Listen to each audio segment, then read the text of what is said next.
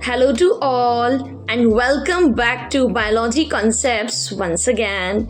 And in today's video, I'm discussing about the most important disease, that is AIDS.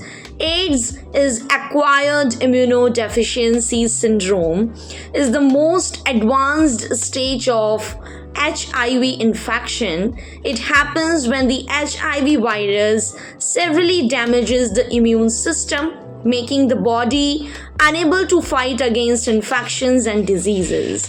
तो ads जो है वो HIV infection से cause होता है.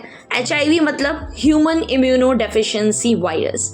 ये वायरस जब भी हमारी बॉडी में एंट्री लेता है तो सबसे पहले हमारी बॉडी में जो इम्यून सिस्टम प्रेजेंट होता है उसे डैमेज कर देता है, और जिसकी वजह से इम्यून सिस्टम इतना वीक हो जाता है कि वो किसी भी इन्फेक्शन या किसी भी डिजीज़ के अगेंस्ट में लड़ नहीं पाता, फाइट नहीं कर पाता. नाउ हाउ इट डेवलप्स, ये कैसे डेवलप होता है? So, a person with HIV may develop AIDS if the virus is not treated for many years. यानी कि अगर कोई भी HIV वायरस आपकी बॉडी में एंट्री ले ली है और अगर आपने उसे किसी वायरस को ट्रीट नहीं किया है, प्रॉपर ट्रीटमेंट आपने उसका नहीं लिया है, तो ये क्या होता है, कई सालों में इंक्रीज हो जाता है और आपके इम्यून सिस्टम को डैमेज कर देता है. What happens in AIDS? AIDS में होता क्या है?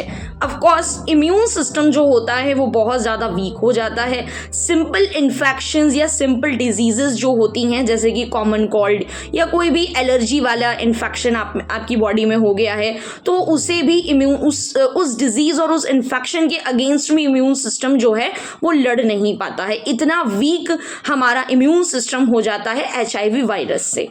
Clear? Now what is the treatment of AIDS? So as such, there is a no cure of AIDS, but with the proper HIV treatment, people can live long and healthy lives and may never develop AIDS.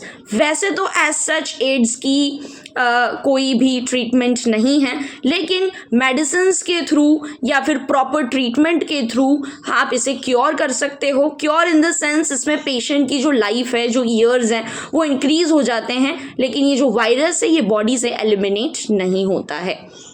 Now, what are the reasons that HIV infection or virus spreads in the body?